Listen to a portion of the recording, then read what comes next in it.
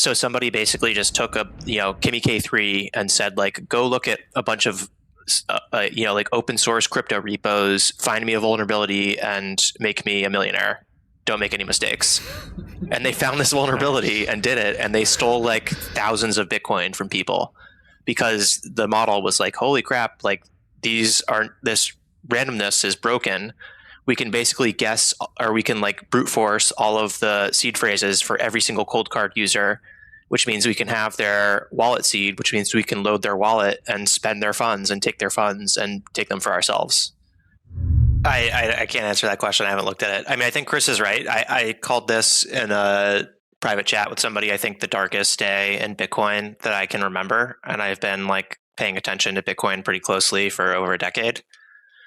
Like FTX was like bad, but it was like, okay, you play custodial games, then custodial things can happen. That's kind of like, it didn't compromise like the ethos of Bitcoin and crypto in the way that this is just like a shot across the bow of like, you can literally do everything right and it can just go so catastrophically wrong because, there are even extremely technical people that relied on Coldcard because like people looked through the code and they couldn't catch this. Nobody could catch it until these amazing models came through. And yeah, I mean,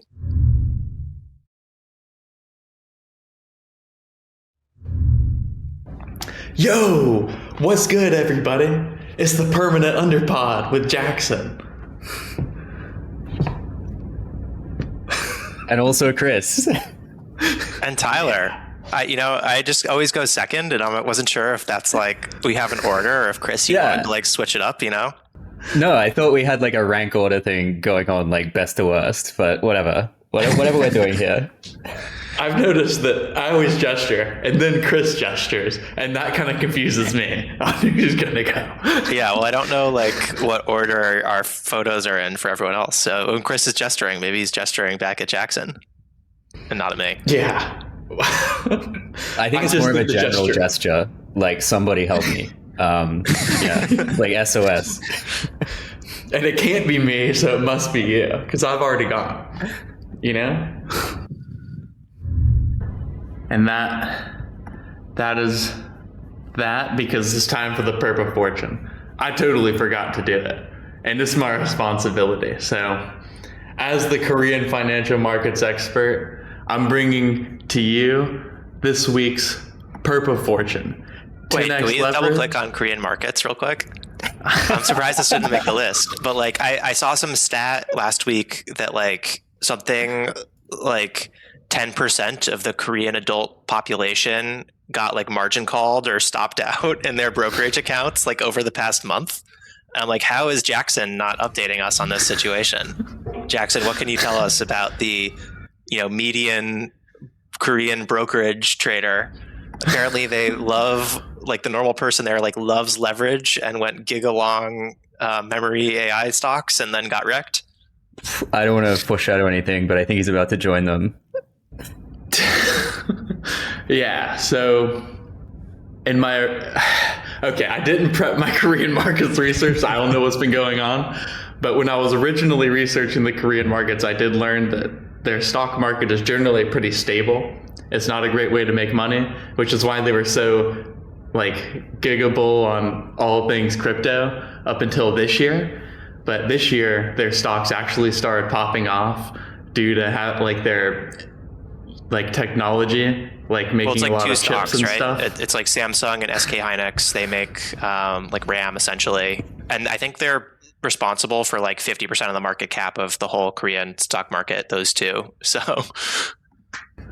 And that's why we love our Samsung and our SK Hynix. Speaking of SK Hynix, South Korean Hynix, I would guess, but I honestly have no idea. That is this week's perp, a 10x leverage. We're going hard.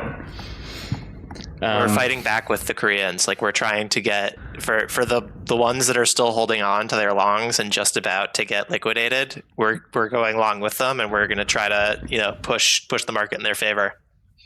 Holding the line. Yeah. All right, we're 3% up on our $100 investment.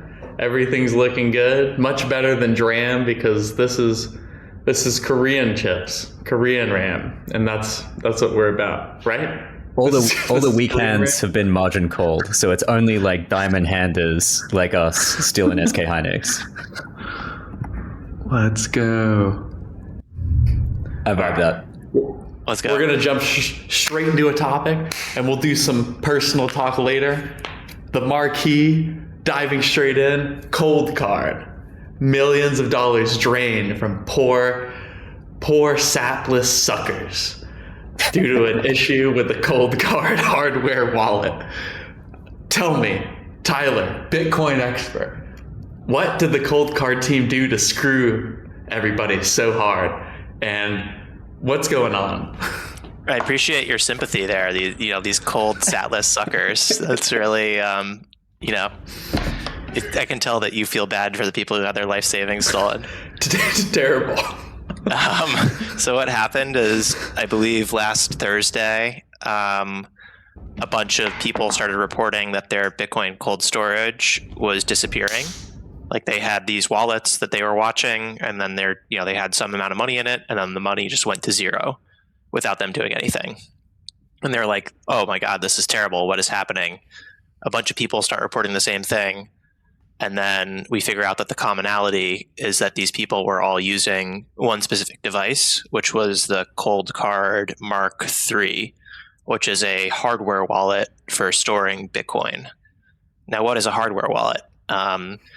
If you are holding Bitcoin or cryptocurrency, the way that you can move that Bitcoin and cryptocurrency, or the way that you maintain ownership over it, is by having the private key that gives you the right to move it or can authorize that moving. And because that private key is the thing that confers ownership, essentially, you want to keep that very secure and safe. And the safest thing to do generally is to have that private key on a separate device that isn't connected to the internet directly, so that it's safe in this separate device and isn't something that you're like downloading torrents on or just doing like crazy stuff that could get you in trouble. So that's the concept of a hardware wallet. And Coldcard was a hardware wallet that marketed itself specifically to like Bitcoin maximalists, because it's Bitcoin only.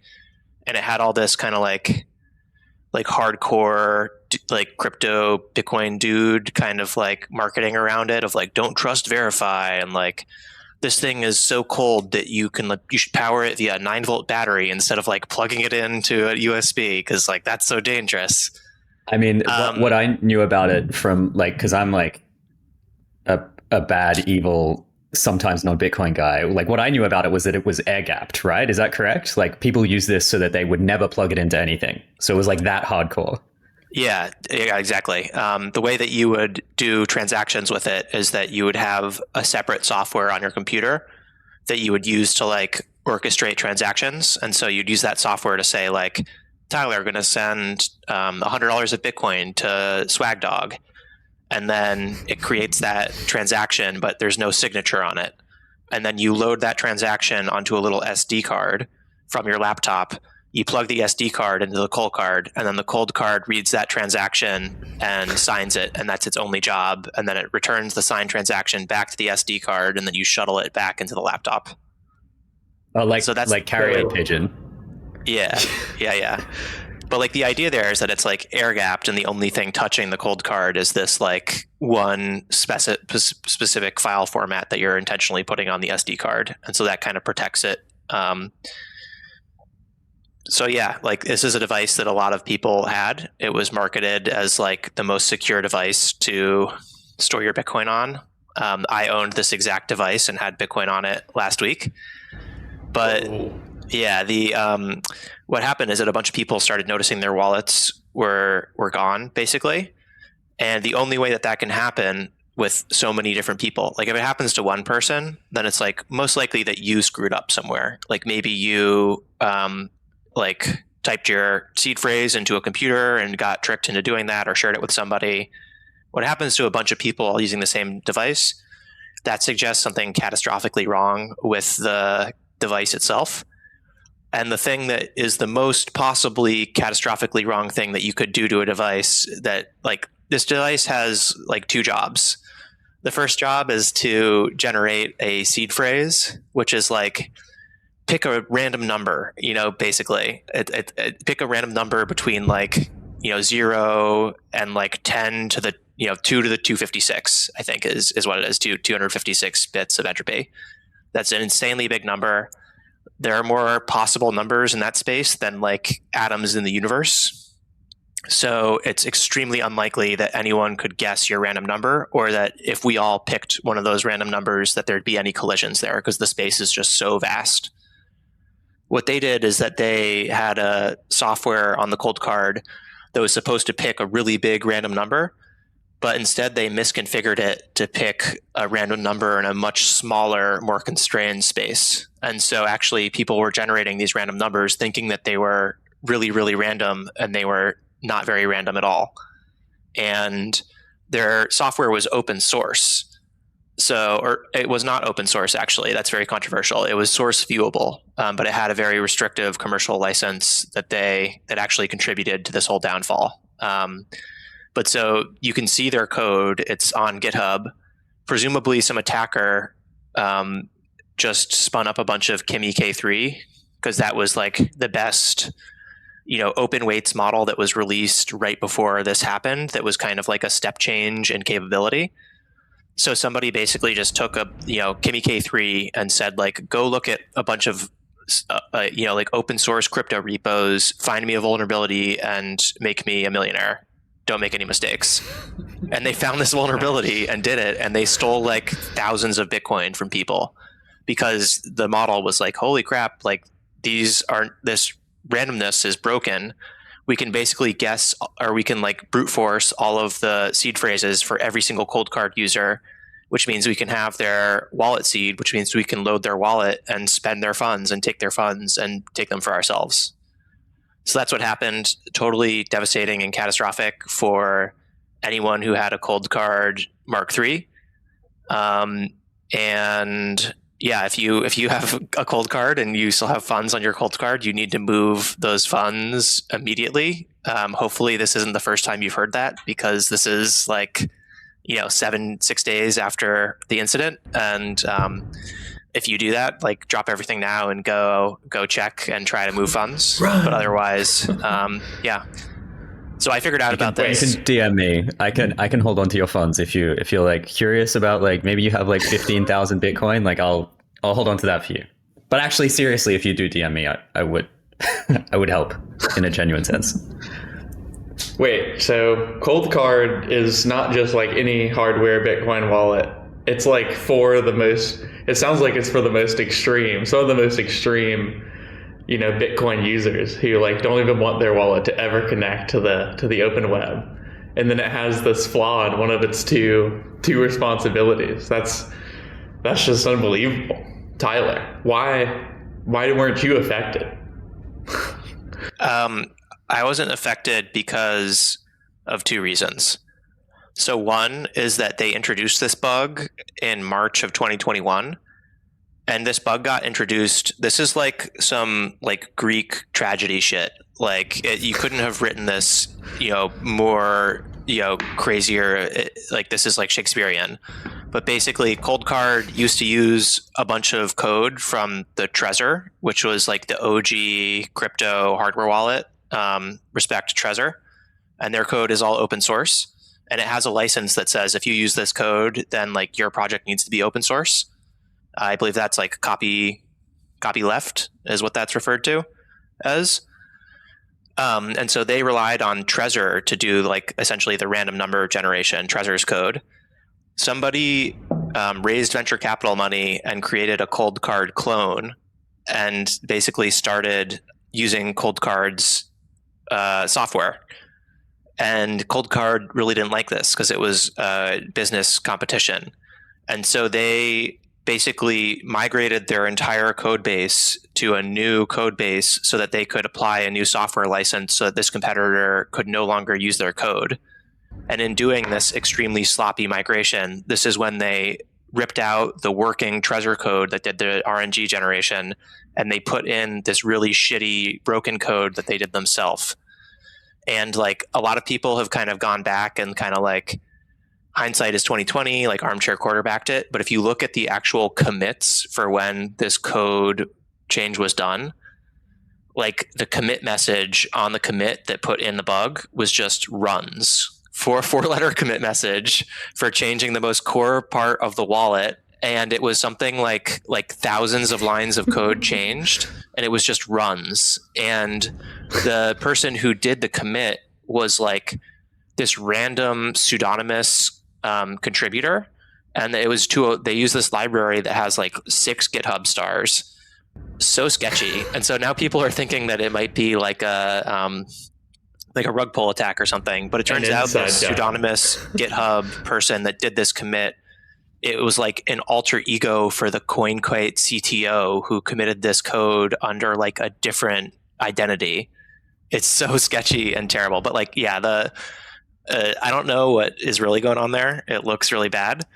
But like the Shakespearean tragedy aspect of it is like, if they hadn't had this hubris to change their software license to try to fend off a competitor, and they were like huge assholes about it, if they hadn't done that, they could have kept using the old working Trezor code, and this bug never would have been introduced.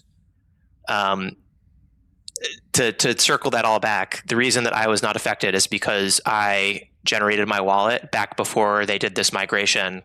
And so I actually had a good seed because it was generated with the old code. And then also I did this crazy thing where I added dice rolls while I made my seed. So it's like crazy now, not you, dude. Yeah, if you're extremely like paranoid, basically you can say like, I don't trust the wallet to generate a good random number for me. And so I'm going to roll dice 100 times, which is so tedious. You guys don't have any idea how tedious. Like you think, oh, just roll a dice 100 times, but you're rolling and then you're recording and then you're rolling and recording. It took like, I don't know, 20 minutes or something. Super tedious. And then you do that 100 times. And then in theory, you have generated enough randomness that even if the hardware wallet sucks, which it did in this case, that you're safe. So I did both of those things. But either one of them would have been sufficient for me to be safe. But suffice it to say that I no longer have funds on a Coldcard. Yeah, I didn't know all of the details about this, Tyler, until like, you've just laid them out here. I'm just kind of wondering, like, so throwback to like maybe the second episode where you had this like scathing hot take about self-custody that seems to have like in the most tragic way played out this week. I'm just wondering, like, what is the lesson here for us? Like, because I'm a huge like crypto guy, and I think like self-custody is a big part of the value proposition. But like this, like, I think this for me maybe is like one of the worst ever crypto events, because it's customer funds. They were held self-custodially. And, the subset of people who are doing it are people who really cared about, doing this the right way. So yeah, I wonder where do we go from here? Like, anyone have any ideas? I'm crowdsourcing it. Is faith in self-custody busted? Tyler, is it? What does the data say? Where are people moving their funds? I can't answer that question. I haven't looked at it. I mean, I think Chris is right. I called this in a private chat with somebody, I think the darkest day in Bitcoin that I can remember. And I've been like paying attention to Bitcoin pretty closely for over a decade. Like FTX was like bad, but it was like, okay, you play custodial games, then custodial things can happen. That's kind of like, it didn't compromise like the ethos of Bitcoin and crypto in the way that this is just like a shot across the bow of like, you can literally do everything right and it can just go so catastrophically wrong because, there are even extremely technical people that relied on Coldcard because like people looked through the code and they couldn't catch this. Nobody could catch it until these amazing models came through. And yeah, I mean, I don't know. I think it will be something that people bring up when discussing the pros and cons of self-custody basically forever. And so, yeah. And it also gets to another thing, which is like, is this the beginning of a trend where these increasingly powerful AI models can be used to find the inevitable vulnerabilities or bugs that will exist in critical infrastructure? And like, if you do that with CeFi, it's like all good. you know, like like they can like roll back the chain, so to say. You know, they can just like update their proprietary database. Like you're not going to lose your money if the bank gets hacked. Probably, you know, the bank will just like reset your balance and the Fed will bail them out or something. But like when this happens with Bitcoin or crypto, the money's gone. So yeah, it's really, there could be a period of kind of sustained growing pains where some of this stuff gets more and more exposed, and it's like batten down the hatches for a little bit, people. I mean, is there a lesson? Oh, sorry, you go, Jackson. Well, I was going to say maybe the existential threat to Bitcoin isn't quantum computers being able to generate, you know, people's private keys. Instead, maybe it's the infrastructure that we've all learned to rely on being busted up by AI models. Is that kind of what you're saying? Yeah, I mean, I feel like the near-term threat of like AI models finding classical vulnerabilities in straight up either you know, crypto systems or just in like software systems, that seems like a very real term thing that is actively happening right now. So that's not even like a hypothetical. I think it's just here and it's accelerating. Whereas quantum, to me, is still very much a hypothetical. Not that it's not a risk and it should be ignored, but yeah, I mean, it's like obvious that like one of these risks is here and it's like happening, and the other one is farther out. I also wonder if this is a W or an L for open source here. Like, as you said, it was source viewable, and there was all this controversy about their source code being stolen and like having somebody muscle in on them commercially. But it also occurs to me, like, if maybe there was like a, you know, more of like an open source ethos towards the firmware layer, at least, like this wouldn't have happened because they would have stayed with the existing Trezor code, and maybe there wouldn't have been so much urgency to get away from it. I don't know if there's like even a lesson to learn there, but like, does anyone have any opinions on whether like this means that, okay, everyone's code has to be open source so we can at least, you know, view it and in the light of day, you know, see if something is wrong with it, or is it more like are we doing security through obscurity now? Like, are we going back to the dark old Caesar cipher days where we're passing notes? Anyone have any thoughts? Do you guys if you create like a 2x2 matrix and you're like, what's the safest? And like maybe the two dimensions is like source viewable and source non-viewable. And then the other dimension is like, does this organization have access to frontier models, and the other, you know, or not? And then it's like almost the worst of those four quadrants to be in is source viewable and we don't have access to better models than an attacker. And then like theoretically the safest quadrant to be in is like our source is not viewable to anyone and we have access to frontier models so we can scan them and we have better models than a theoretical attacker. That is seem kind of like a dangerous set of incentives for source viewable or open source, right? And like how do you fix that is you maybe need to have that quadrant where it's like source viewable plus has access to frontier models to do like vulnerability scanning. But like maybe that open source project, not everyone who works on it needs to have access to those models, but there needs to be some entity or project that does have access to those models that scans a bunch of very important open source projects. But then it's like, what makes that list? You know, how do they choose what is important enough to spend their, you know, super expensive frontier model restricted tokens on? And how often do they do that? And all that kind of stuff. Does that like 2x2 quadrant make sense to you guys? And do you feel like that incentive matrix is like a little bit scary as well? Yeah, that's a lovely layup into the next topic. But quick side note, I don't know if it's true, but I saw on Twitter that people said Opus 4.7 found the security vulnerability in the RNG generation for Coldcard. So I don't know if you needed super special Like, did you really need super special models to find this issue? Maybe not. Maybe you just needed due diligence, or maybe the Twitter was lying. I tried to find it with Fable because I was like, what the heck is going on? Like Tyler DM'd me, he was like, whoa, something's happening. And I was like, so smart, dude, I'll work this out. And Fable dropped me back to Opus 4.8, but I don't know if it would have gotten there if I didn't point it at the place. I was like, hey, it's like a random entropy issue. Like, look there. So I don't know if that adds context. I think that's what you're doing is like people say, oh, it found it. And it's like, well, you told it that there was an issue. So it was extremely targeted. Yep. But yeah.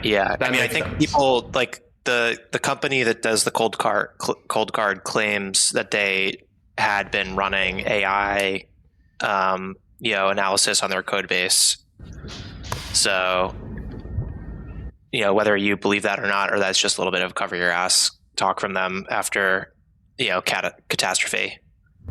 They're running Ulama 0.1 on their code base. Anyways, all right. We're going to go back to your Punnett square. I know it's not genetics, but we're going to have a baby with this one. So what you were talking about, you've got companies with open source and then companies with access to the legend models. They've got a code name for this that you guys taught me called Glasswing. Glasswing is a partnership program where companies that are super important can get access to Mythos. Correct me if I'm wrong, and they just call it Glasswing, which is a super sexy name.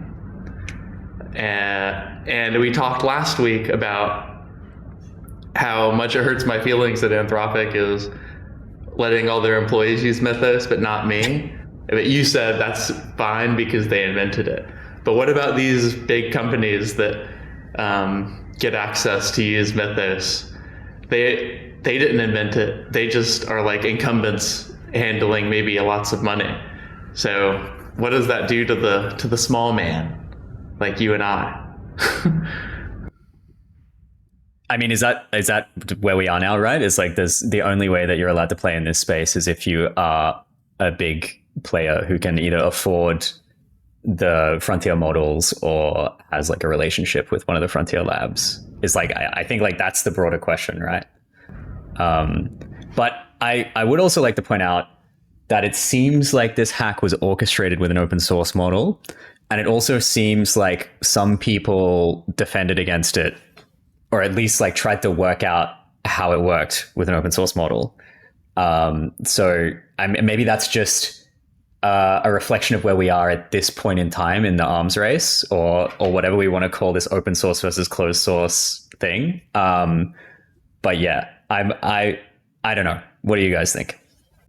I don't have a good answer. I mean, I think like I want these tools to be accessed by the most people. And I think there's like obvious arguments to be like, well, if they had access to the Uber model, then they could have, stopped this. But then there's like a counterfactual. It's like, okay, but what if the attacker had access to the Uber model? Then, could they have attacked even sooner? Would they have found other vulnerabilities? Like, you kind of don't know what that world looks like right now. So it's hard to make value judgments about it. But I'm super sympathetic to like the arguments around like, it's a joke that we're using open source Chinese models to protect ourselves from attackers. And like, that's kind of untenable space. We're also using open source Chinese models. I think that's the crazy thing. Two version, Kimmy versus Kimmy. Yeah. Yeah. KVK for sure.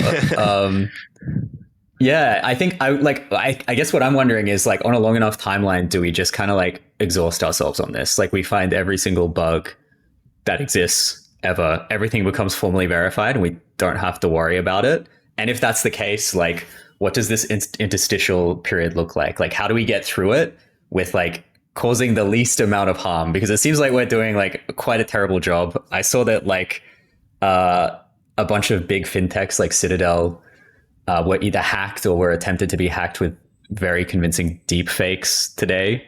So I think we're at the tip of this iceberg. And I don't know. Like how do we speedrun it? What is the deep fake? yeah. Was it like Ken Griffin, like, hi, can you like send me a wire for like $1 billion? I need to buy a yacht. I've got a huge deal.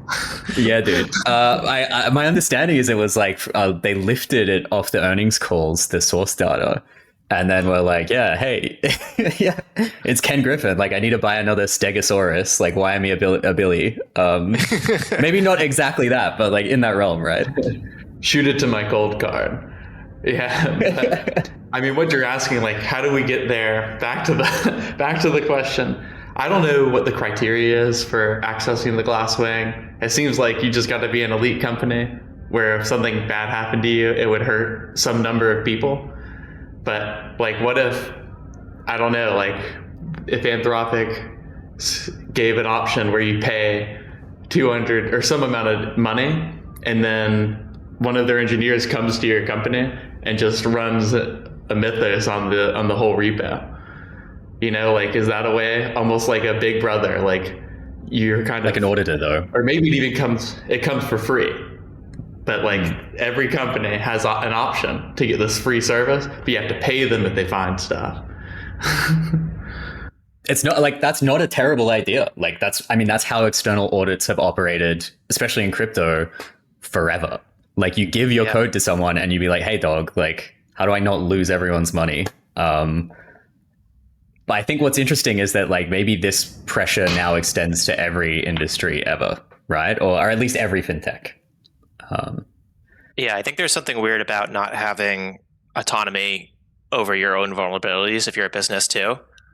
Like the model that you're suggesting, it's like, okay, you have to like assume that whoever is doing this audit is like a good actor, and you have to like trust them. You have to trust them with your whole code base, all this kind of crazy stuff.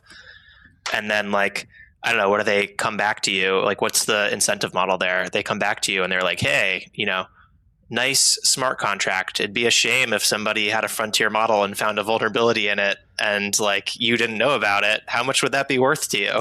And you're like, well, that'd be worth almost 99% of the value in the smart contract. Like that's like the game theoretical equilibrium there. So right. Like you kind of have to trust that these companies like wouldn't just like ramp up the dial to extract almost all that value themselves, and that requires them being pretty altruistic, versus the open model world where it's like everyone uses the same open models, they own it, they run it in their infrastructure, they don't have to give up data to these big centralized powerful companies.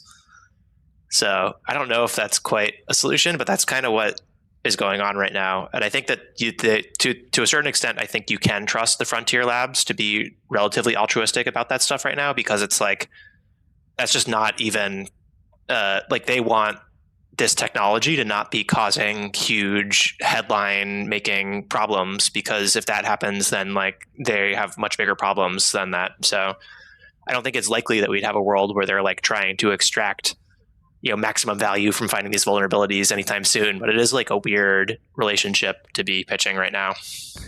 Well, that's when Anthropic and the government merge and we truly enter, the singularity of worshiping whoever the president of Anthropic is as our overlord. So then it doesn't have to be altruistic. It's like the law, regulation. I think my hope is that this is just exactly an interstitial period. Like, I believe in discrete mathematics. Like, I think that that for every function, there is like a finite series of values. And once we iterate through all of them, like we're Gucci, right? They'll forget about that quantum stuff. I don't understand it. But like maybe at some point we do find 99.999% long tail of the security issues. But who knows how long that long tail takes, right? Yeah, like at a certain point, the widely available models will be so good at coding in cyber that like they'll find the vulnerabilities and they won't introduce new ones, and then like the leading models will have patched hopefully a bunch of them.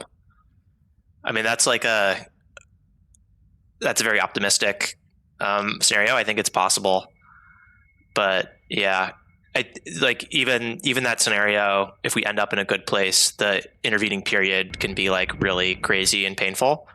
And then also like the intervening period could like kill something like Bitcoin or crypto.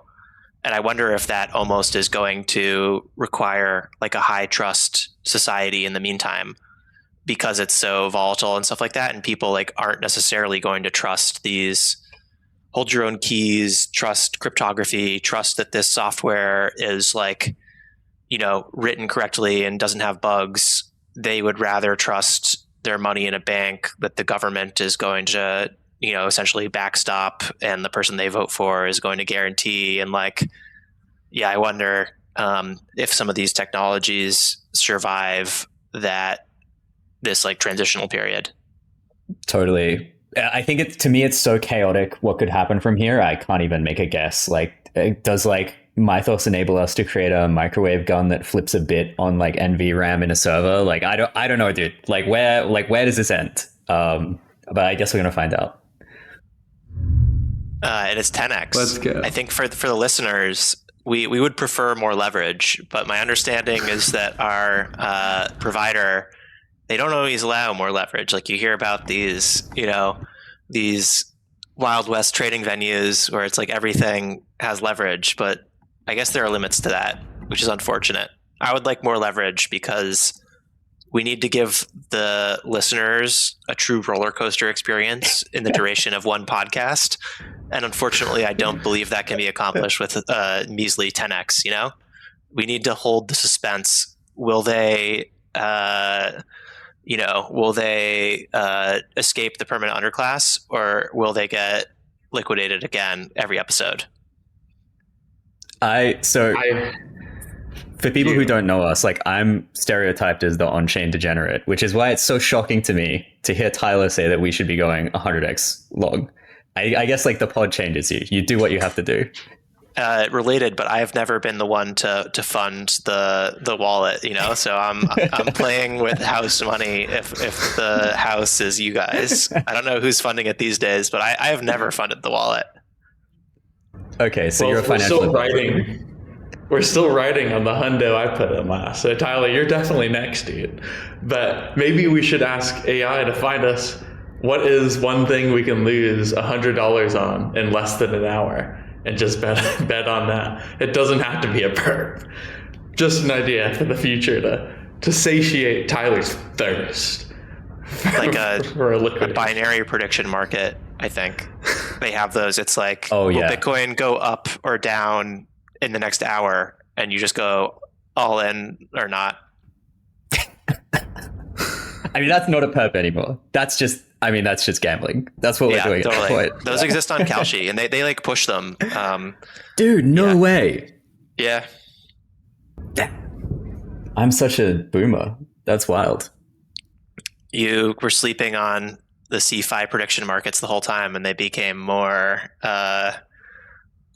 more degen than the Wild West ones. I know. I thought I was edgy, but I'm just unk. That's where we're at. Yeah, you realize that all your cherished beliefs and subcultures are now like co-opted by the mainstream, and they're not counterculture anymore. And the real counterculture is being like, I just put my money in a Vanguard ETF and I don't time the market, and I don't believe in picking stocks. I'm a punk in Vu. That's what's happening. Wow. Nice. Well, we're up 150. Hopefully we can keep it rolling on SK Hynix. And while we watch this beautiful graph go up and down, quick side note aside from the pod, how are you guys doing? Everything good? We all chilling? I just got a new bike and I love it. Anything good happen to you guys? What kind of bike did you get? Dude, I went to the store and it was secondhand bikes. And I just told them, quiero bici de carrera, which means I want a road bike. And he was like, esto. And I'm like, okay. So is this a bike for like getting around town, or is it a bike for putting down the watts? Well, as you two know, maybe not the pod listeners, I do triathlons long distance triathlon. So I need it primarily for like weekend long rides and training, but I'm also using it to get to the tennis courts. And I've never commuted on a road bike, but it's not very nice because you're like completely over, the tennis rackets are poking you in the back of the head. So I learned a lesson a day. Don't get a concussion. Not good. Not a good time. Yeah. We've all had a good concussion, and it's humbling. It's humbling to see what it would be like if you couldn't think quickly. Yeah, I'm totally fine, by the way. It didn't affect me at all, so that's good. And we're negative. Shoot. All right. Well, we will transition to another segment then. This one might not even be a segment. It might just be a rant from me. So, rant time. I'm calling this the Frontier Model Pissing Contest. 1 week, 3 flexes. So I'm sick of like the AI companies being like, yo, our model did this thing that was so crazy. So, you know, I talked about the Hugging Face hack with GPT 5.6. And then after that, Anthropic had another accidental hack where apparently Opus hacked into its sandbox environment and like exploited it, but Fable noticed that it was exploitable and then just did nothing. And they're just like telling us all this stuff just to show how amazing their models are. And then GPT-6 or whatever they're calling it, Astra, did like math proofs. I don't know. It's annoying. They don't need to flex on us. We know they're good. It's not changing anything. I'm tired of it. What do you guys think? I think we're done, dude. I think we're cooked. I think it's legitimate. At least at some level, it's legitimate, right? Like the proofs, at least the one Erdos problem that was solved seemed very legitimate. I haven't verified the 10 others. Because you're pronouncing it correctly too. I have a Slovak friend, so were you an Erdos guy before like 2 months ago? I was a guy who visited Hungary once. That's what I was. He's Hungarian, right? Erdos? I couldn't tell you a single thing about him, which is funny because I was a math major in college. So you should know what's happening here. Can you explain it to us? No, of course I can. I was an applied math major. Okay, like the theoretical stuff was it was like another language to me. I took like a couple of the intro classes for that stuff, and I was just like, this did not call to me at all, and I was not good at it. Let me just like plug numbers into equations and do them by hand autistically on my own. That's what I wanted. Yeah, well, I'm one rung down from that, where I like plug it into the computer, like the rough idea that I have, right? Like, put it in a tree. So we have no shot. But my understanding is that like these proofs are like quite substantial. I haven't verified the 10 that came out of Astra, but there's like a classic pissing contest about whether they're valid or not, or if they were hard to solve. But to me, it seems like, yeah, we're making crazy progress. The hacks or like the models escaping their containment, I don't know. I know they haven't released everything around that yet. But yeah, I think they do represent massive leaps in capability. Is that contentious? For the record, I'm not disputing that these are legitimate claims. I'm saying like they just need to stop bragging about how good their models are. We get it. Like, you get it. We know they're amazing. Yeah.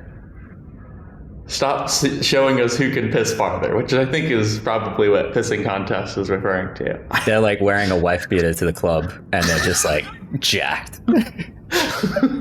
Hypothetically. Okie dokie. I see I see. Yeah, no, I agree. It's annoying. Yeah. I don't think I can handle another headline, but you can just not pay attention if you find it annoying. I don't know, man. It's our job. We're like, is your job to pay attention to like the latest model news, or is your job just to like be like, do code for me, make no mistakes? Hey, this podcast is my job, and paying attention to AI news, therefore, is my job. That's math. What do they call that? Transitive property? Something like that. Hell yeah. Yeah. Anyway. I mean, Tyler, like, what do you think about model capabilities? Like, do you think it's a flash in the pan, or?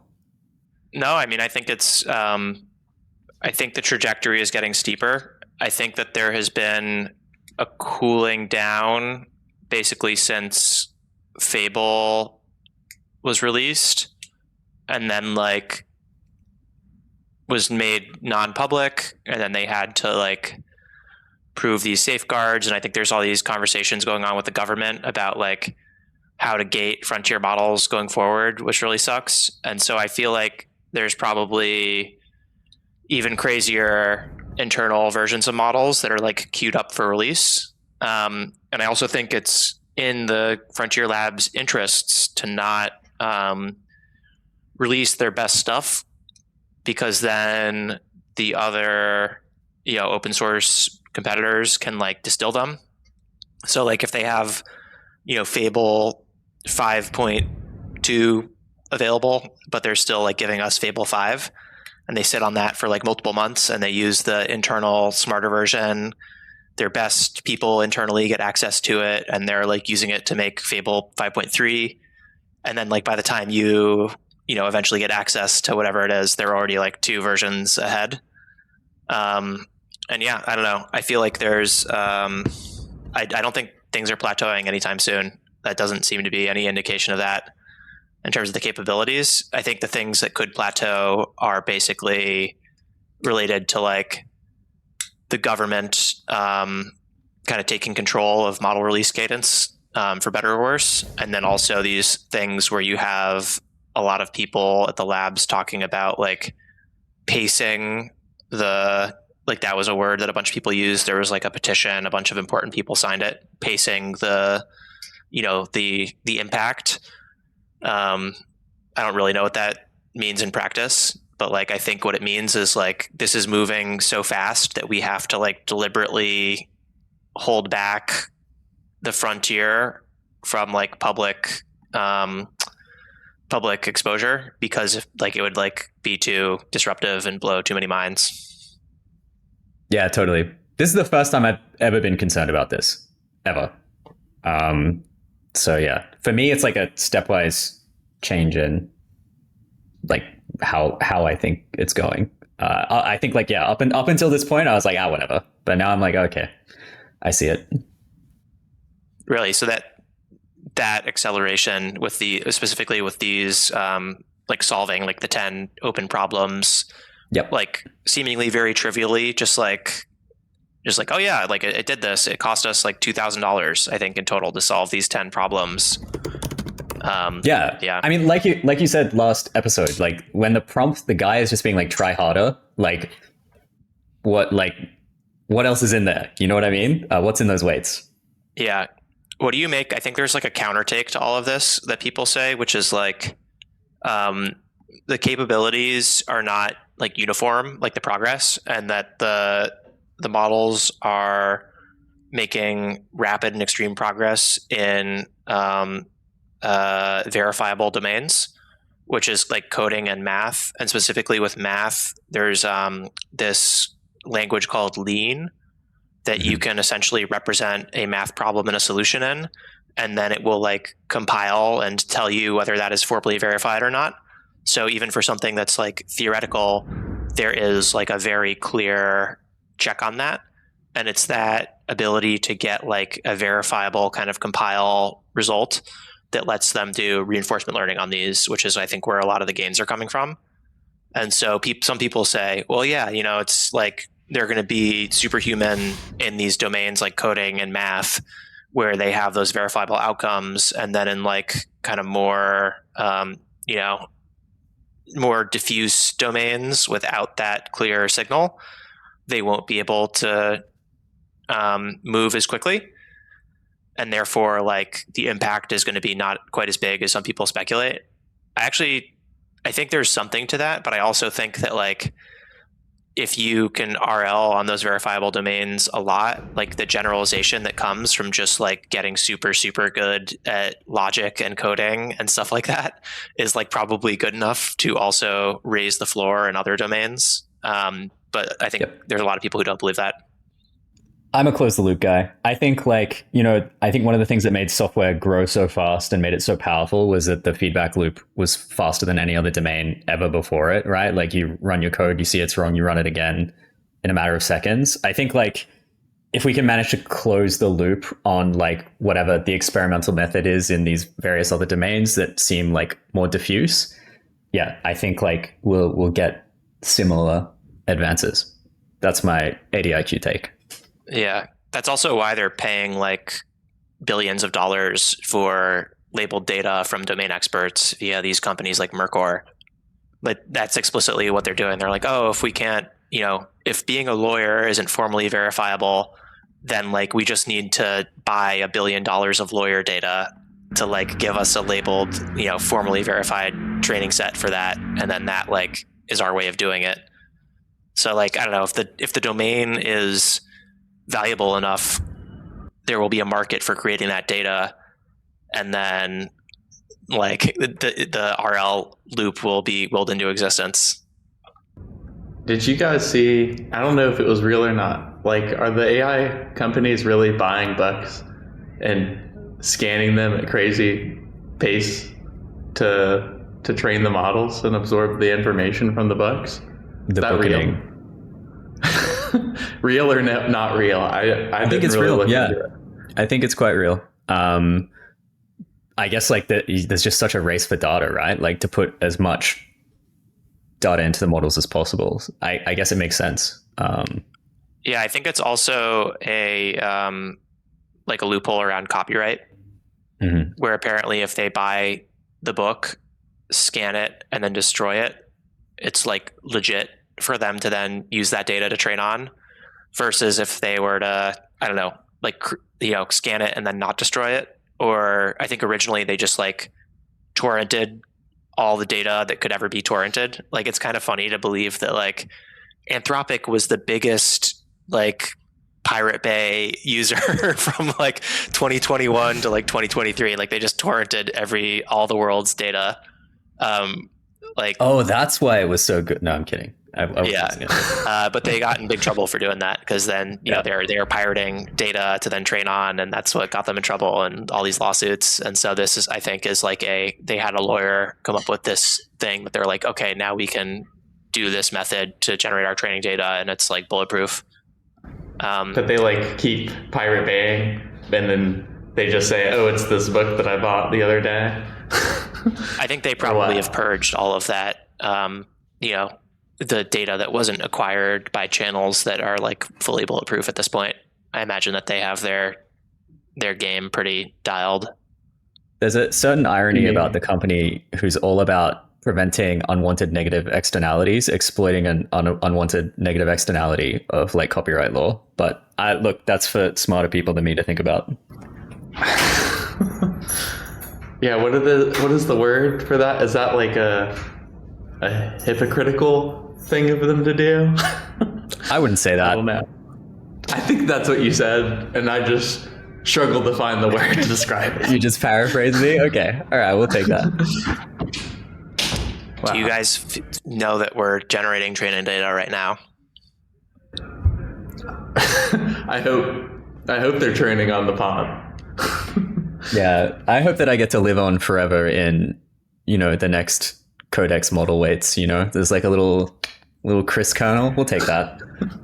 I asked ChatGPT how to get it to bring up the podcast randomly in other people's sessions, and it didn't give me a good answer on how to do that. But we'll keep digging. Maybe I need to Mk III it. I can't ask a frontier model this question.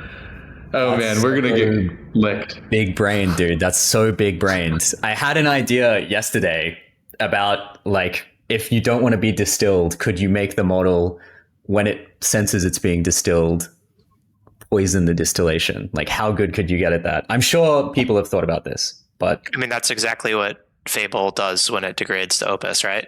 And then also, like, when they detected that someone was trying to use it to do AI research, it would like originally like literally give them bad code and kind of sabotage them. It's already been done. Everything's been Yeah. done. Yeah. There is a thought that can destroy the thinker, and they came up with it. Wow. Well, I mean, I guess that's a beautiful place to close out the pod, boys. So, do you have anything to say to our listeners? We never do, but I'll keep asking. Rotate your funds out of Coldcard. That's my hot take. Good salutation. There's a lot of information out there. Tyler probably has better ideas than me, but yeah, definitely do that. Yeah, I don't think I can recommend any specific self-custody setup. It's up to the individual to do their own research and figure out what a good option is and what they're comfortable with. Don't let this necessarily scare you away from self-custody forever. But I do think that there's a possibility that things get worse before they get better, just given the like attacker defender balance of power dynamic right now in the world. Stay safe out there. An expert's take to close this out. Thank you all, and see you next week.